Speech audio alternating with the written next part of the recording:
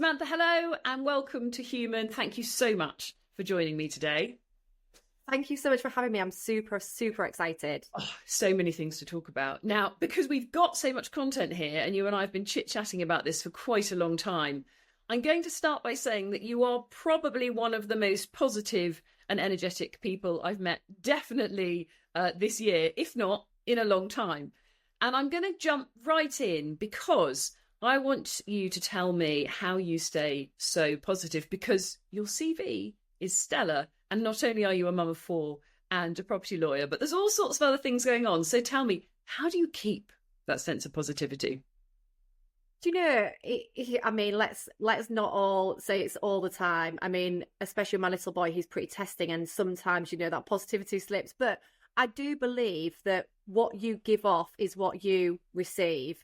And I'm a massive believer in, something as simple as if someone says to you, "Hi, how are you?" "Oh, I'm absolutely great, thanks. How are you?" Right, how does that make you feel, rather than speaking to someone that goes, "Oh, I'm not feeling too great today." And when you look at it in an awful way, how many people who are actually asking you how you are actually care about the response? They probably don't. So, it's the best way to be. It's just like, "I'm absolutely brilliant, thanks. How are you?" And it just starts the day better. But no, life is busy. Life is manic. But I just think I am probably a very naturally optimistic, positive person. And I think it's maybe to do with my upbringing. My parents are very positive, very motivating, very optimistic, and have become successful. And I think it's probably my environment that has helped that. That's such an interesting way to kick off, because you're right. You know what it's like if you say, "Oh, I feel terrible." It just sort of starts this chain of negativity. Do you think, Sam, that your body hears what you say? Do you know what? Your subconscious is always listening. Your subconscious never knows whether you're telling a lie, telling a joke. So if you say to someone, and I'm very guilty of this actually, if someone says something like, "Oh, Sam, that was brilliant," I'll almost caveat it with something to make it not so good, because I don't know why we naturally try and maybe bring ourselves down and not say, "Actually, do you know, I'm really proud of myself. That was really good." And I've had to try and stop that, because the more I have gone on this kind of spiritual journey, the more I do believe in your subconscious, whatever you're saying out loud is listening. If you stand up and say, or you say out loud, "Oh, I'm not feeling my best at the minute. I'm feeling a little bit overweight." Well, yeah, that's how you're going to bring yourself. And, "I'm feeling really good today." You stand back, shoulders up, and you do feel better. And I'm a massive believer in telling yourself how you want to feel. And if you're not feeling well and someone says, "How are you feeling?" My body's repairing, my body's recovering. It's not my body's, I'm ill, I'm poorly. No, I'm recovering. My body's, done a little bit too much, and it's just repairing at the minute. I think you're so right. And I've had a journey similar. When you realise the power of saying what it is you want, not what you don't want, Yes. everything changes. It's interesting you say why. I wonder why we do that, because evolutionary development keeps us very aware of where we are in the tribe. So we never want to promote ourselves too highly in case we get kicked out for being knocking the big tribal leader off the top spot. So this is coded in to play it small sometimes, keep ourselves in check in terms of where we are. But of course, that doesn't really work in today's world. No, it doesn't. I think we've been almost programmed and conditioned. And if you look at the whole system that we live within, from your schooling, your university, we're going through this programming of, the school system. You do as you're told. You fit within that mold. If you don't fit within the mold, there's something wrong with you, not something wrong with the system. Schooling, that's a whole new topic for me, because I could go off on a tangent. But then you go into university and you do the right thing. You go through the system. You go to for me, a law firm, and you start as a trainee, and there's a very much hierarchy system in place that you are, working towards. And you almost don't feel, well, I didn't feel that I could be my authentic self within my earlier years in the law. I was, a lawyer was expected to dress a certain way, talk a certain way, act a certain way. And for me, I never really felt like I fit that mold. And it's only now I'm older that I can actually be my authentic self and say, "Do you know what? No, this is me. And I'm actually really good at my job as well." I love that. It takes so much courage to be authentically you. Yeah. And I've seen it so many times. Yeah. And there is occasions, don't get me wrong, where I still feel, but now I'm more aware of energies. So if I feel like that now, I don't feel like that's a reflection on me. I feel like I'm in the wrong room. And I feel like, no, that's not a place for me, actually. But there is still occasions where I stand there and I think, or people can have that impact on me to make me withdraw a little bit. And I think, okay, that's fine, but that's just not my person, and that this is not my place. I honestly feel the same. And I think when you begin to notice, you become very sensitive to the energy and how you're connecting with other people, you can really sense if you are being authentic or whether you're having to protect yourself, defend yourself almost against the enemy.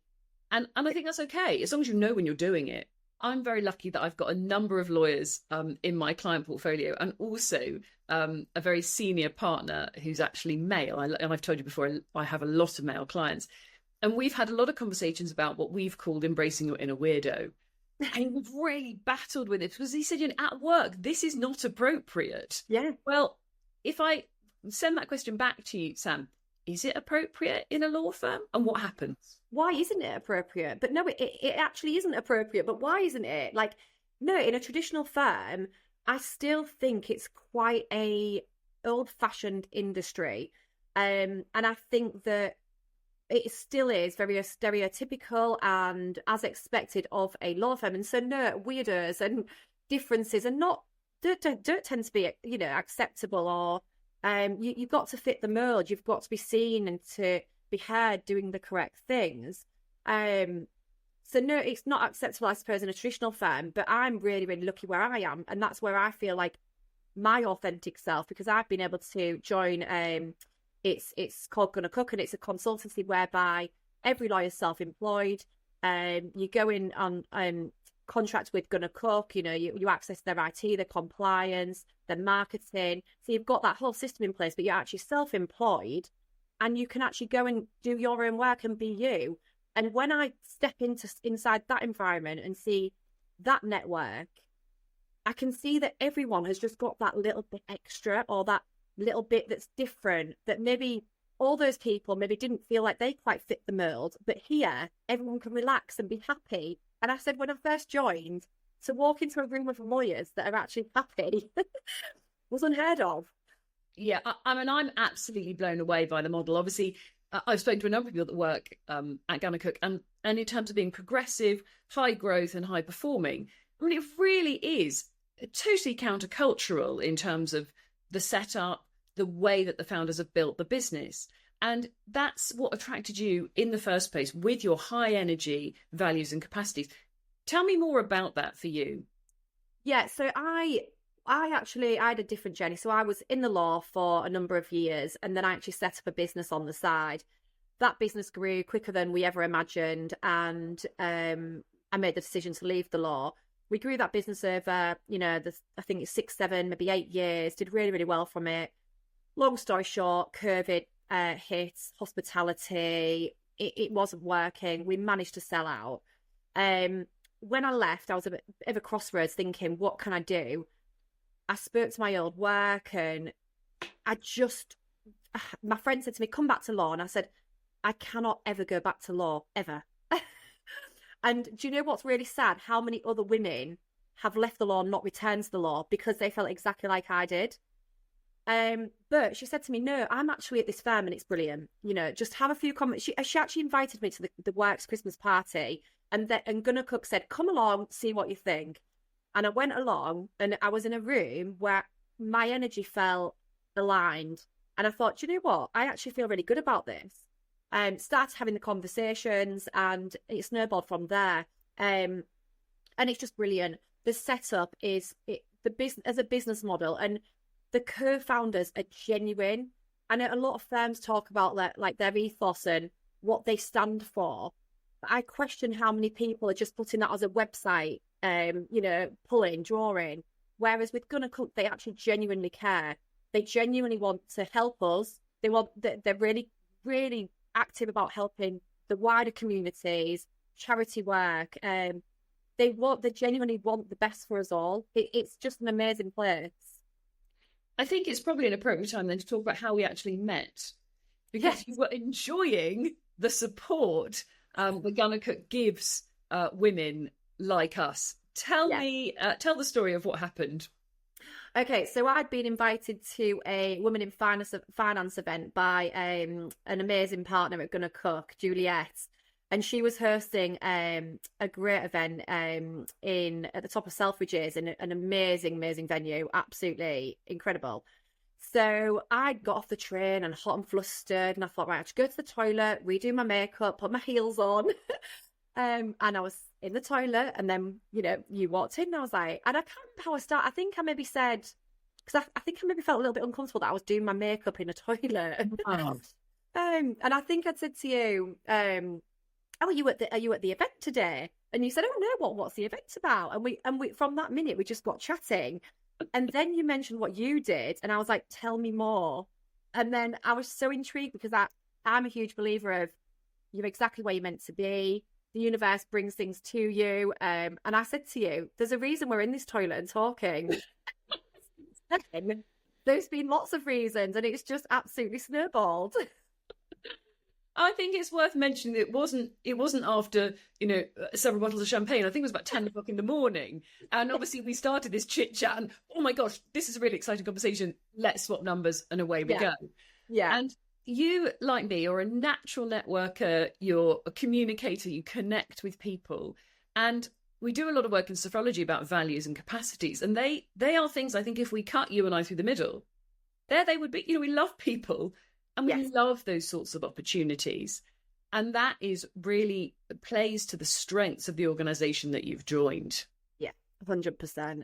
One of the co-founders, Sarah Gulborn, she actually has been in most women's shoes. She's, been in a very, very, high profile law firm whilst bringing up a family. And one of her main reasons for this firm was to make sure that women didn't have to sacrifice their salary or their family life, which is unfortunately the stark reality. And when I was looking at some recent stats, I came across some stats saying there's still a 25% pay gap, gender pay gap in the legal profession. It's the biggest pay gap in any profession. There's 60% of women in the profession who come in, the 60% are women, and only 30% become partners. And actually the actual event we was at, there was a room of 20 ladies, and I spoke to 2 ladies in that room who were lawyers previously, who now had chosen different paths. And I thought, I actually said, how sad is that? Because they've lost some amazing talent. Those ladies were amazing. They were inspiring, motivated, determined, positive, and they've left the legal industry. And when I actually questioned them, it was to do with family life, and it didn't work. It didn't fit. And, the fact that Gunner Cook provides this model where it does fit, it does work, it works around us, it works around our family, it's just incredible. I think it's absolutely phenomenal that those statistics are so appalling in terms of the pay gap and gender equality. And you're a mum of daughters, as am I. And here we are thinking, oh yeah, we've cracked this, and we simply haven't. I see it in women who are getting older as well, whether they've returned to work or not, and then thinking about going back. The legal profession doesn't appear to be designed to accommodate that level of flexibility that's required. It's not. And the actual stats actually said from the Law Society stats, it's going to take around 86 years to establish that level of equality if we continue with the trend as it is. That's not in my lifetime. That's maybe not in my children's future. And I think, wow, that's astonishing. And it's just not acceptable, is it? No. How many more firms do you think will replicate the Gunner Cook model? I cannot see, I say this all the time, I cannot see traditional firms surviving when you've got firms like this. And with my mindset, I can't understand why any lawyer would remain in a traditional system when you've got this available. And I actually was thinking about this quite long and hard yesterday whilst I was travelling. And I thought, okay, I've been very fortunate that I've been brought up by, my dad had a, not a tough upbringing, but it was a struggle. It was in a council estate with a number of brothers and sisters, sharing bedrooms, clothes being passed down. it was a struggle for him, and he built a business up from scratch and has been really successful. So I've got a father figure who's saying to me, do it, go for it. What's the worst that can happen? And I've got a friend actually who joined Gonna Cook, and she'd seen me posting and she went, can we meet for a coffee? I said, yeah. So we met, and she said to me, just tell me about it. Is it really as good as what you're saying? And I said, yes, but she's got family who are also self-employed. So she jumped straight in and is doing brilliant. But I suppose if I'd been in a family who had been in, gone through university, got a 9 to 5 job and on a very, very good salary, who said, you're going to lose all that and risk not earning anything, because if I don't bill at Gonna Cook, I don't get paid. And that's a stark reality. But when I bill, I get paid a high percentage of what I bill rather than what, you're getting paid in a traditional firm. So I can understand maybe that people are thinking, oh, that's too risky, you can't do that. But I'm like, please take that risk, because once you do, you would never look back. No, and I always talk about growth mindset, and you can see it very, very quickly when working with clients. Have they got a growth mindset, or is it fixed? Are they prepared to go to the places that you've been in terms of taking risk, considering what opportunities might be out there?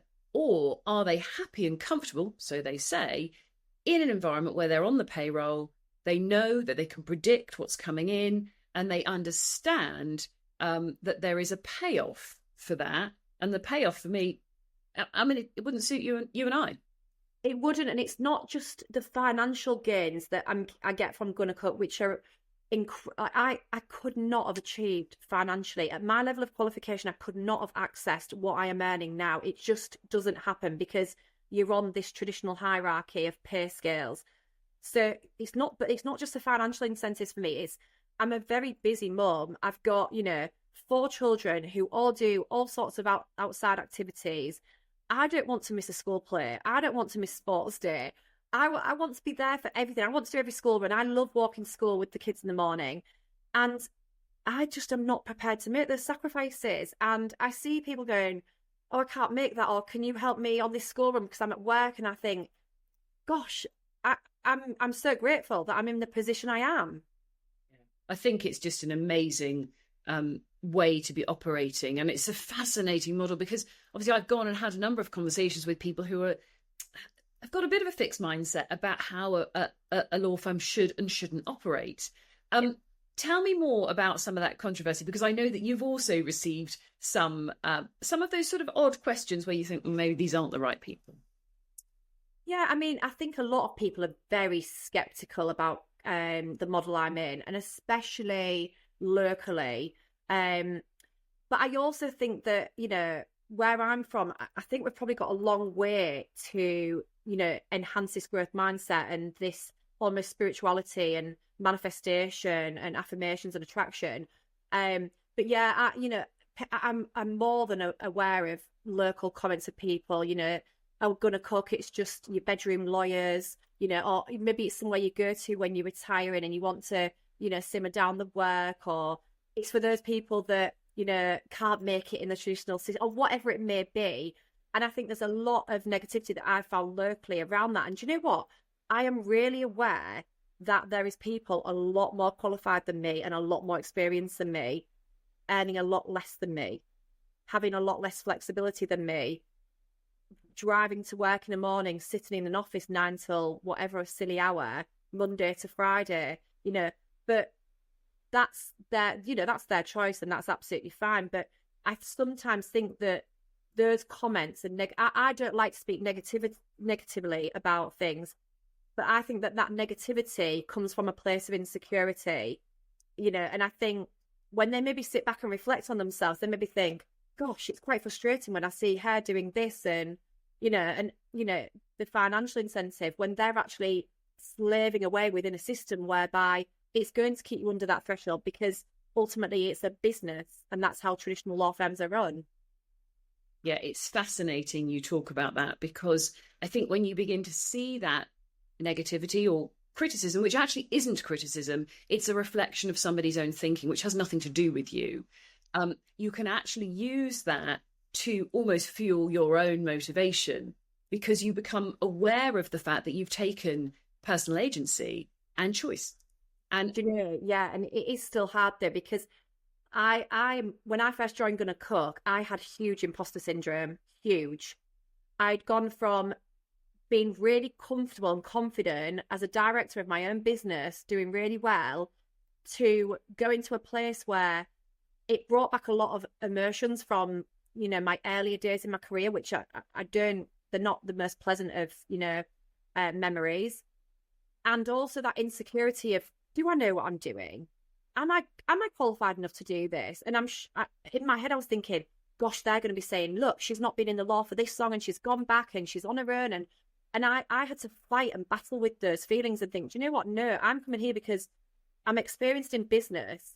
I want to run the business how I know best. And also, my view of any single profession is if you can communicate with people, you're worlds ahead of a lot of people who, maybe technically, know a lot more about the law than me. But a client, in my opinion, would be the first one who's going to sit down with them, have an open, honest conversation, explain, in layman's terms and normal language to them, rather than someone who's very technically correct, who doesn't have those communication skills. So I think you've got to look at what your strengths are and know that that's your strength, and not focus on, what other people consider their strengths, which, maybe our weaknesses. Yeah, I think you're so right with that. People by people. They do. And at the end of the day, the reason we're having this conversation is because we were lucky enough to meet in person. And Yes. you can instantly see, oh, wow, we've got all these things in common, totally different industries. But here we are beginning to see these interesting crossovers. Yes. And that's about being a connector, being a networker, being open, authentic, and available. Yes. Let me ask you about balance, because you and I have talked about being available to opportunity. And I know we go out into the world and we talk to other people about how available are they to opportunity, whether the sophrology opportunity is something that somebody's interested in, leadership development, or indeed an opportunity at Gonna Cook. How do you make sure you stay open to opportunity? Do you know what? I can't remember where I heard this, and I thought I absolutely loved it. And I say it to my children all the time. So if I said to you, Lindsay, this morning or last time you was outside, how many red cars did you see? You'd say, well, I don't know. But if I said to you on the morning, for every red car you're going to see, I'm going to give you £1,000, I guarantee you'd tell me how many red cars you've seen that next time you go outside. And it's about being aware of what your intentions are, what you're looking for, and you will see it more. If you're happy living the life you are, in that momentum that you're in, fine. If you're thinking, I want more, where is it? Where is the opportunity? You will see it and you will find it. And I think I've always been, when I did consider going back to the law, and I did have a conversation with my old firm, who I absolutely loved actually, and I was really happy there, I was really tempted because I thought, I've got a stable salary. I'm in a huge limbo land at the moment. I just had a newborn baby, and I thought, that's security.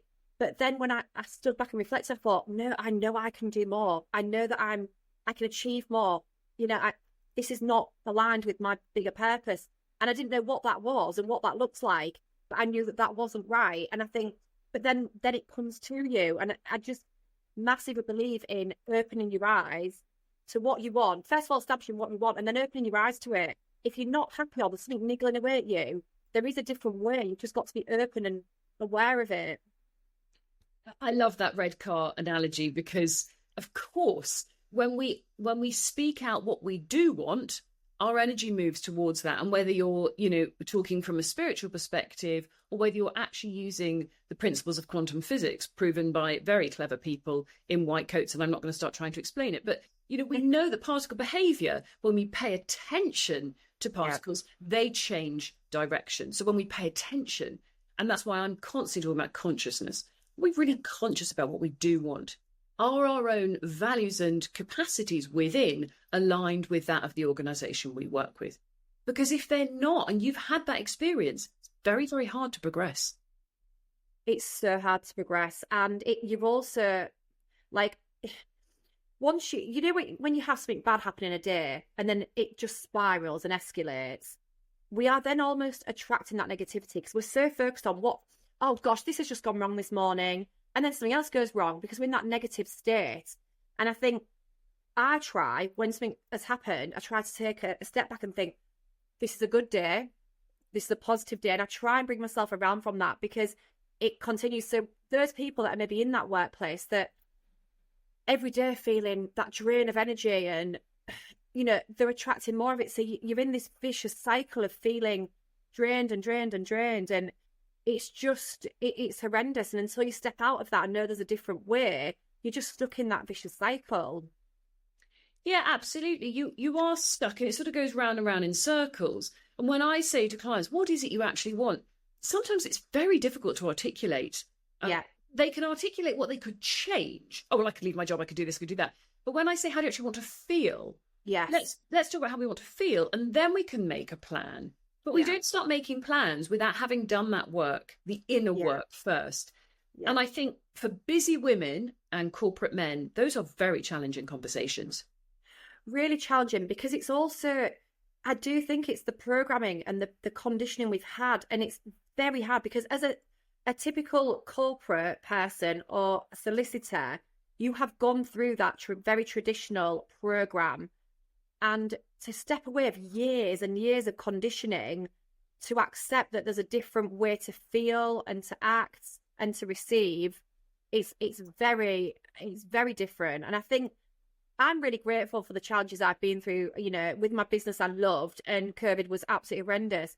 But I'm so grateful for that time, because it's allowed me this path. And wherever I am, I'm always thinking that, what is it? Rejection is protection. Whatever, you're experiencing, if it's bad, then maybe that wasn't very good for you, and that's not aligned with where you should be. So take that as an opportunity and think, do you know what? This is my chance of a new start. Or, so when Boo TP, my TP company ended, I was almost excited, like, what does the future hold for me? There's a new path out there. What is it? I think that's a really lovely way of putting it, Sam, because he works all things together for good is a great line. The universe is using everything. God is using everything to move things along. And of course, we don't wish that some of these things happen, but we learn from them and it moves us to a different place. And I do think there's some acceptance of that really, really does help create this positive momentum. Yeah. Let me ask you about helpless and hopeless, victims and blamers, because these are really tricky words, and I see you grimacing at the same time. Tell me how you feel when you come across those behaviours. Avoid like the plague. I honestly cannot be around. Everyone who knows me knows I'm very careful who I share my energy with. I do not like being in a room with victims, blamers. It takes me to a negative state of energy. And, and it's a really fine balance, because, we all go through hard stages in our life, and we want to be an ear to people and our friends and our family, and we want to be there for them. But at the same time, there's a fine line between listening and absorbing that energy and protecting your own energy. And to me, there's a lot of people who do have that victim mindset, the world's against me. I can't do this because of this, well, it's impossible for me because I have this, or I can't do that because of this. And it's just, to me, it's the most frustrating people to be around. And do you know what? I've actually come through the acceptance that I'm not going to change that. So I can't even try to use my energy to try and say, there is a different way. Come on, build up. What can we do? And I need to protect my own energy from those people. So my view on that is I choose distance and I preserve my energy. And what do you do in a work environment if it's a client? Because this is something I deal with all the time. Helpless and hopeless. Do you know what? I've been lucky since going back to the law. I haven't really encountered anyone like that. But if I did, I'd be professional throughout the transaction. But would I act again for that client? Absolutely not. It may be that, I speak to another colleague who is, open and say, they're happy to take on that work, or, I don't have capacity to act for that person at that time. But I would certainly not take on any second instructions, no. I think also you attract, when your energy's in the right place, you're attracting the right kind of clients. Yeah. And I've said to you before, sophrology is an investment in yourself, and we're really working on physical, mental, and emotional behavior change. You don't want somebody that's in the helpless and hopeless camp, although there is some of that, of course, but you do need to find the spark. And once you've got that little flame, then you can fan that flame and you can create a fire. But if there's really no spark at all, then, how dry or dead are those bones? Yeah, and it's that famous saying, you are and you become the people, the 5 people you spend the most time with is who you become. So be very careful who that time is spent with. And I think it's so important. And you know how you feel when you're around, there's people that are radiators and the drainers, and I'd rather be around the radiators. I'd rather be uplifted. And I think when I've seen it myself, if someone's a bit down and I'm like, happy, they almost become happy. They also almost mirror your energy. So yeah, it's also important how we reflect onto other people, and I would rather radiate people and lift people than be a drainer. I also think, I'm sure you've had a million people say to you, well, it's all right for you. It's the classic line, isn't it?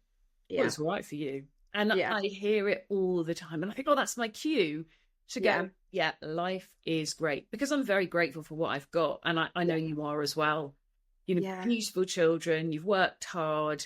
We've both just enjoyed a couple of holidays. We've had school holidays, and we've managed to go away and spend time with people that we just absolutely adore.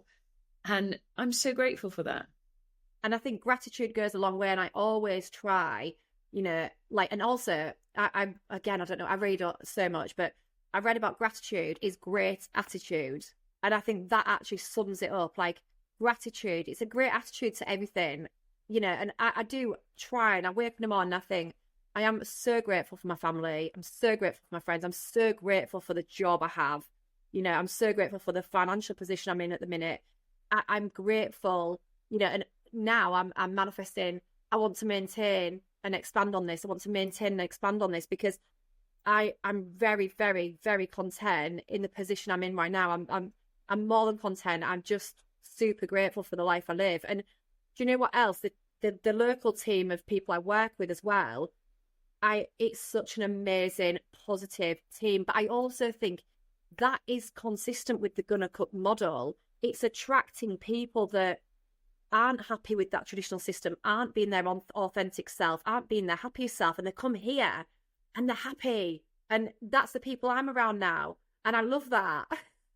It's so exciting. And I love these conversations that we've had, because how incredible to be part of an organisation that has that positive energy. And there is nothing bad I can read online. I've read all of the employee reviews, the awards. It's really quite incredible to see what's being constructed out of what is a very traditional, rigid model, but doesn't celebrate the authenticity of the individual. Do you know what shocked me the most and what attracted me the most to Gonna Cook? It was my initial meeting with a guy called Matthew Hughes, and honestly, you must follow him and check him out. I've always been into self-development, and I've read a lot of books on all sorts of topics, mindset, business. And when I had an initial call with him, I was like, yeah, I've just read Rich Dad, Poor Dad, and I'd been speaking about the books I'd been reading, and he could quote, and I'm not joking you, I think if you could say a title to him, he'd quote half the book. He is so into self-development, it's unbelievable, and he's a huge force at Gonna Cook. And when we had our work event, which we have every year, which is called Symposium, they brought in guest speakers.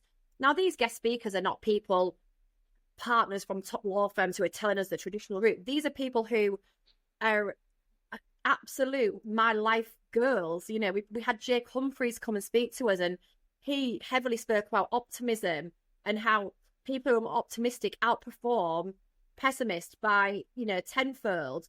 And the talks and the speakers that they bring in, Daryl, the other co-founder of Gonna Cook, he's so into his reading and his personal development, and that actually was probably, I'd say, the main thing that attracted me to Gonna Cook. I thought, to have a law firm who is so forward thinking about mindset just baffled me. It's an amazing, amazing lineup, and we're moving into conversations now in the corporate world about non-predatory leadership, empowering at all levels. And exactly what you've explained, this isn't about the law. This is about human behavior. And obviously this podcast is called Human. It's about how we can be rich in the simplicity of who we really are. And then we apply that in the world that we're living in for best effect, for balance, for the people that we're with, to be present in what we're doing. Another analogy that I read, and again, I don't know where I heard it, but you look at the price of a water bottle, and in the shop it's £1. You go to the airport and it's £4. You go to Iceland, where I've just been, it's probably 8. But you don't question the worth of that bottle, because that bottle is the same bottle. It's the same thing, but it's the environment that's different. So never question your worth, question your environment and think, this is maybe not the environment for me. I love that statement. I'm trying to write it down now so make sure it goes in the show notes. But never question your worth. Just question your environment. Yeah, and absolutely. Of course, if you've got a fixed and a rigid mindset, you almost don't feel like you've got the personal agency to question that. You're just in that survival mode. Yeah. Do you know what? I look back, and I've spoken about this on different podcasts I've been a guest on actually, and I look back at my earlier years in law, and I wish I had the mindset I had now, because it would be a whole different experience for me. I wouldn't have actually allowed myself to be in that position, in all honesty. I wouldn't have allowed my energy to be drained like it was. And at one point, it was tough. It was really tough. I actually have memories, and the girl I work with now at Gunner Cook, who actually showed me the new way, Rachel, she's a really good friend. I'm actually bridesmaid for her in December. But I used to email her saying, Rachel, can you meet me in the toilet in 5 minutes? And she'd come to the toilet and I'd be sobbing. And she'd be like, and then there'd be other times where she'd be sobbing. And I think, that's not right. We were young girls at the time. Do you know, it's not right. It's not normal. Every single corporate woman can tell a story, normally in their 20s, when they were coming up through the ranks, of something like that, where they had a boss who was, the behavior was just difficult to deal with. They felt like they were being victimized or bullied. I came out of a incredibly difficult experience myself, where I actually working with a woman that was just, the behavior was off the charts. And of course, things have changed in 20 years. Yeah. It hasn't changed that much. Do you know what? The stark reality is, I don't think it has. And that's why I think I was so reluctant. And I say that quite loosely, because my old firm I was really tempted with, because I left in a lovely position actually. So I was tempted with that firm. It was more the finances with that firm, and I knew that I could achieve more than what I was being offered, but I knew that they couldn't offer me more, because that was my level of qualification, and that's how the system and the hierarchy works. I knew I could achieve more outside of that, and again, I suppose that's again about knowing your worth, because a lot of people in my level of qualification would think, I can't go self-employed. I can't do this on my own. I can't do that.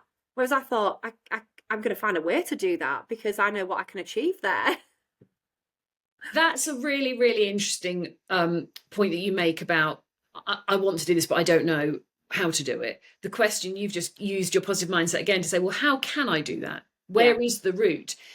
You're very, very strong on your future vision. And it's something we do a lot in sophrology, both corporately and on a one-to-one. What is it we're driving towards? Do you know what? My ultimate goal is not money. Yeah. It's freedom. However, there is a huge taboo that people don't like to talk about money. And I don't understand it, because money actually provides the freedom, which it's actually a sad world really, but that is the stark reality, that the money does provide the freedom. It provides healthcare, it provides opportunities, it provides experiences, it provides lack of stress, because I've been in situations where I've been month to month thinking, oh gosh, I've got this month, I've got that month, I've got to have enough money saved for this. And it's stressful, and stress does have a huge impact on health. I've got a sister who's had an autoimmune condition, and I 100% put it down to stress on her body. So, had all those stresses play a massive part. So I think it's just, you can't be in those situations. You've got to protect yourself, and you've got to actually be open to the fact that there is different ways. We've just, it's the open-mindedness. We need to.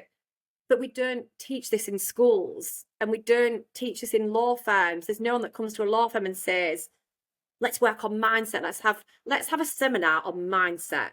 Let's not have a seminar on employment law. Let's have a seminar on mindset, and let's work on that. Let's do at lunchtime a guided meditation. Do you know, or let's do some affirmations this morning. We don't learn that through the whole school system, and yeah, I think it needs change from the earlier systems that are in place currently so that it can help the future generations. Honestly, I cannot tell you, that makes my heart sing. The number of conversations I have about, well, Lindsay, what you do is a bit holistic. It's not holistic, it's strategic behavior change, Yeah. mindset, physical, mental, and emotional behavior, and the way that we talk to ourselves and the way that we behave is everything. But then again, I almost sometimes feel like I have to sometimes caveat my behavior and say, I know it's a bit woo woo, because I almost feel like I'm trying to tell, I'm not embarrassed, but people don't understand it. So when I'm talking, I think people think, oh my gosh, she's lost the plot. But, in fact, a funny story, which, if I'll actually send this to the guy who's listening because he will find it hilarious. So I went for a morning run. It was a lovely morning. And I got to a little part of like a field near to my house, and I took my shoes off, put my feet on the grass. I was grounding, and I was meditating.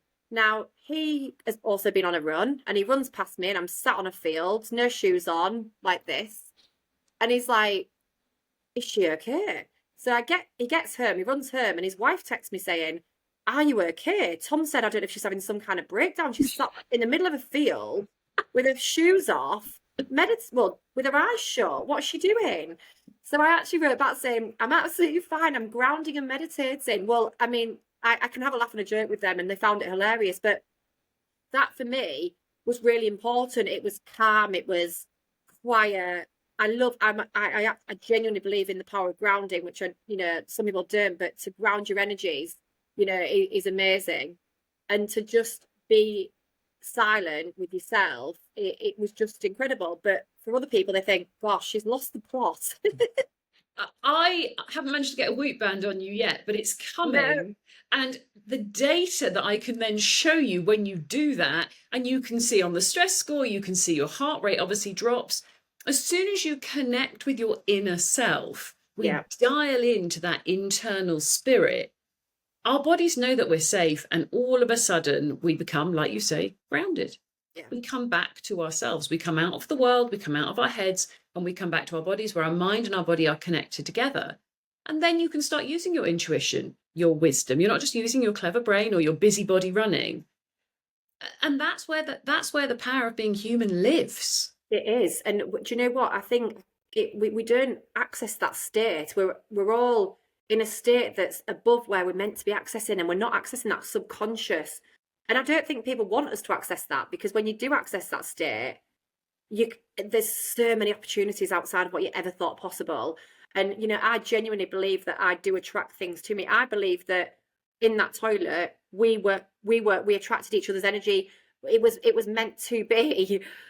I genuinely believe that we can attract that. And before I started work, and when I was at this crossroads of not, and I was a little bit lost, I'm not going to lie. I was pregnant, and I had my daughter in the March. We'd sold the company in the November. So I had these months where I had no job. I felt I had no purpose. My older children was at school on the days. I wasn't doing my running and my gym because I wasn't feeling my best self. I was pregnant, and I just felt lost. And that's when I really tried to really hone in on like my meditation and manifestation. And I kept manifesting, saying, I'm financially free and I can provide for my friends and family. I'm financially free. I provide for my friends and family. And I just literally kept saying it and saying it and saying it. And I do believe I attracted it. Absolutely. And I love the fact that you can articulate that one word mantra, freedom, Yeah. because so many people can't. What do you want? Freedom. That's great. Yeah. And we've talked a lot in sophrology, and certainly in the work that I do with people, about making your message your mission. That the final block of work I do with people is very much on purpose and plans. What do you think your purpose is? We obviously work through a process by knowing what your values and capacities are, knowing what your gifts and talents are, and then who are your people, etc. We work through that. But you're already well on the way to knowing that you've got this incredible ability and capacity that you're using in the world to achieve freedom for yourself, but also for others. Yeah, and do you know what? There's so much more I want to achieve, and I think we've spoke about this a lot because we're both very similar in our minds. We want so much, and you've like we say, we've got to be patient and allow that to happen. Because I'm sat here thinking, I want to do more for women. I really do passionately want to show women that there's a different way. I would love to do some form of coaching with women because I feel that's where I am my 100% authentic self in an environment with women who are driven, who want to achieve things. That's where I feel motivated and inspired. But I also I'm really passionate about actually women in football because, as many people who know me, my daughter's extremely good at football, and the disadvantages that I see her facing already is awful. Like, do you know, like she's at an academy club, the girls don't get any funding. So, you know, we're looking at the costings are probably between 100, £150 a month, plus travel, plus, you know, your expenses of your food that you're grabbing at a petrol station because she's thirsty. And, you know, it adds up to a hell of a lot. But how many people, like those people that have left the law because that environment wasn't right, how many people and not how many young girls are not having these football careers because they can't access this. And I one of my future goals is to massively, massively have an impact on young female football to get a better pathway through to your bigger clubs. And I want, yeah, there's lots outside of my work that I want to achieve as well. I love that embracing of being multi-passionate, because when people feel multi-passionate, especially in a corporate, they're so much more enthusiastic and they're so Yeah, much more energized. And although it's very hard to show the ROI to a corporate, when you really encourage that passion in employees, not only are you seeing higher retention rates, but everything else is falling into place if they're obviously aligned with the corporate values, and the corporate is as authentic as they say they are. I yes, mean, we know there's sometimes a mismatch, but yeah, this is so important in terms of, I don't even want to use the word well-being, Sam, because it's corporate strategy. yeah. And you know, it's funny because actually one of the co-founders, Sarah's most recent post on LinkedIn, actually states people with purpose are happier. Now, what you've got to know your purpose. Now, if you are in a law firm, 9 till 5, doing the same thing, mundane, in and out, what is the purpose? What are you genuinely? What is your personal purpose? And I think the Gunner Cook model allows me to have a purpose outside of that as well, and also actively encourages and promotes you to do so. You know, they're always saying, if there's anything you feel, you know, active about, please do get in touch with us. We want to help more people, we want to do more. And you know, when I do have a bit more time to allocate to my wider goals, I know that I will have some support from there as well.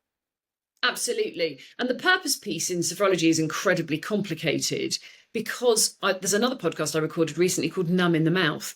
And we're talking about horses here. You know, you put a bit in a stable pony's mouth and it doesn't even feel it anymore.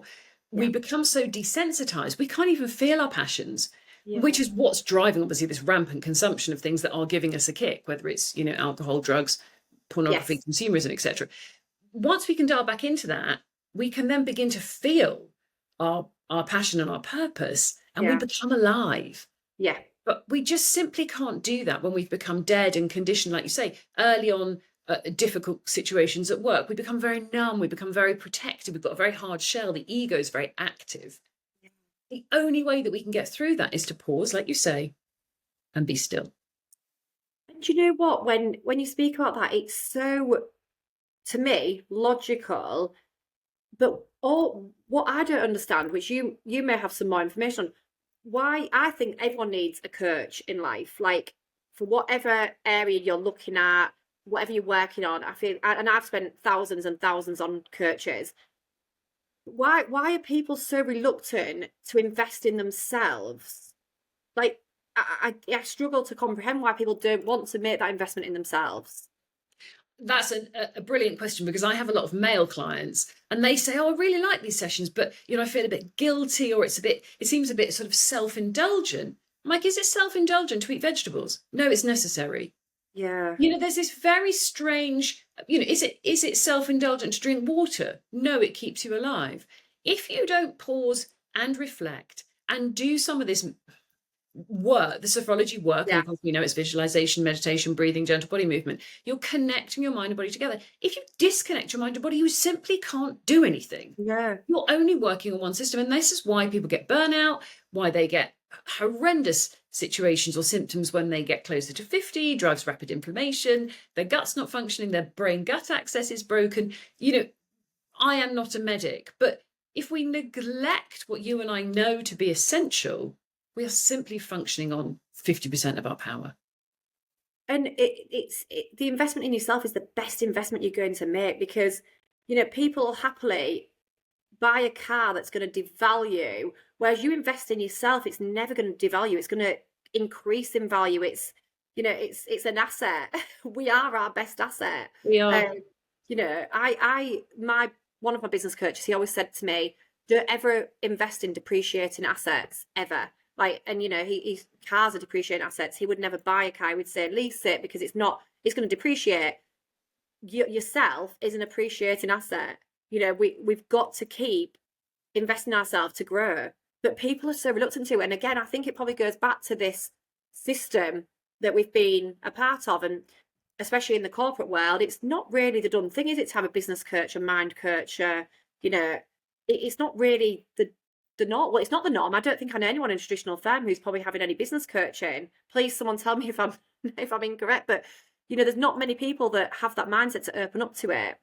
No, I mean, I see some very, very successful corporates investing heavily in coaching, but of course, sophrology is a very different style of support, but it's, in my opinion, of course, and evidence-based, far more effective. We see great, great results across the board.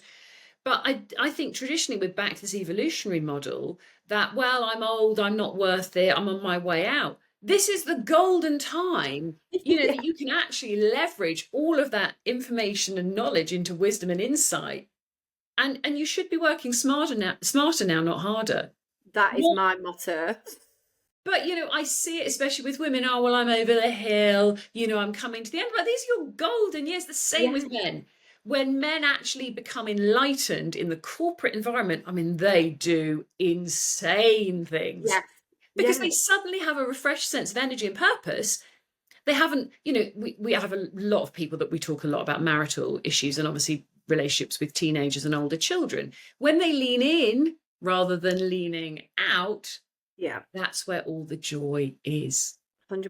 And do you know what? Those corporates who are then doing that, I can almost guarantee that the teams around them are also being lifted as well. It's just, it is how it works. If they're going in positive, happy. Like, I've been in those work situations where I'm almost dreading seeing that one person, because and it's only now that I realised how that energy made me feel. I thought it was me that was, oh gosh, but it wasn't. It was my body's reaction to their energies. But yeah, and I just think, if only people knew within these traditional firms, I would love to go into traditional firms and say, I bet you I could, even with no coaching qualifications, I bet I could make your partners perform higher and the teams perform higher just from some positivity. If they just change their mannerisms to the junior lawyers and the way they spurt them, tret them, you can increase performance.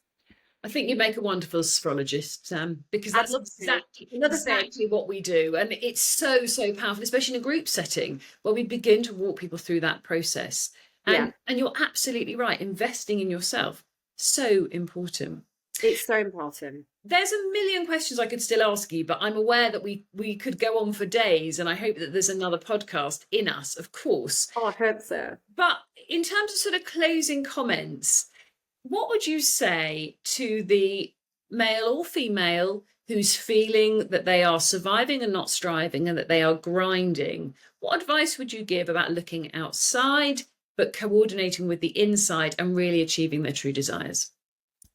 I think it's a journey, and I think it doesn't happen immediately, but I think they've got to start that journey. And I think the first thing I did was invest in myself. And at that time, it was books. I didn't access the coaching immediately. I started reading books, and I started opening my mind to different ways. And, I think that was the main driver for me. Once you open open your mind to that, the rest just falls into place. It's like the car analogy I said.